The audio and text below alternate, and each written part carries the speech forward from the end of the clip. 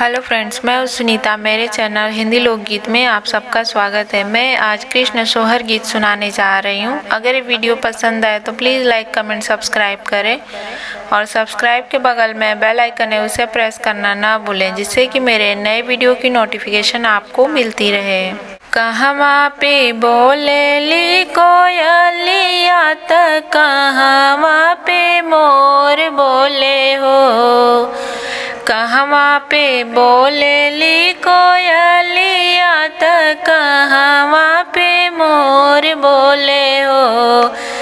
ललना के करा घरे भैले नंदलाल नगरिया में शोर भये हो।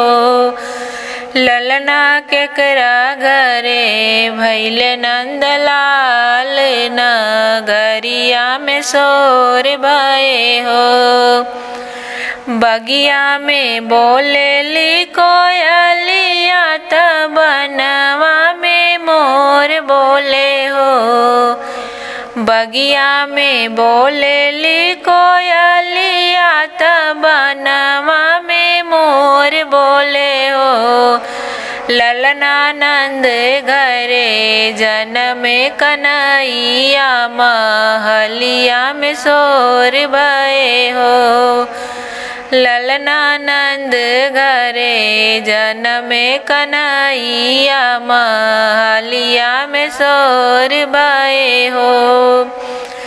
कहवा से आवे कंस पापी त बड़ा उत्पातिनी हो। कहवा से आवे कंस पापी त बड़ा उत्पातिनी हो। सखिया कहवा से आयन भगवान नगरिया में शोर भये हो। सखिया कहवा से आयन भगवान नगरिया में शोर भये हो। मथुरा से आए कंस पापी तो बड़ा उत्पातिनी हो। मथुरा से आए कंस पापी तो बड़ा उत्पातिनी हो। सखिया गोकुल से आए भगवान नगरिया में शोर भये हो। सखिया गोकुल से आए भगवान नगरिया में शोर भये हो।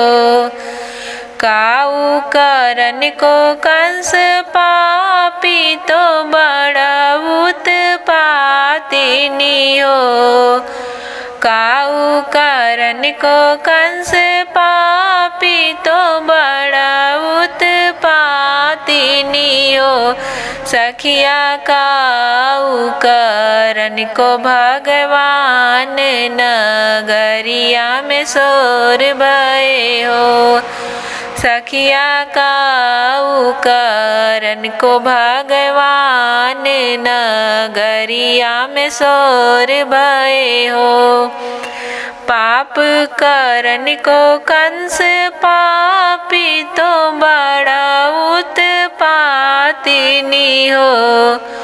पाप करन को कंस पापी तो बड़ा उत्पातिनी हो।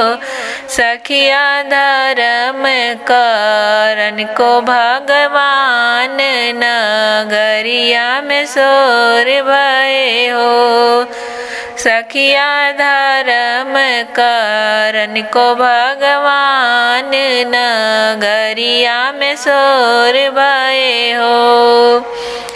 कवन पाप करी है कंस पापी तो बड़ा उत्पातिनी हो। कवन पाप करी है कंस पापी तो बड़ा उत्पातिनी हो।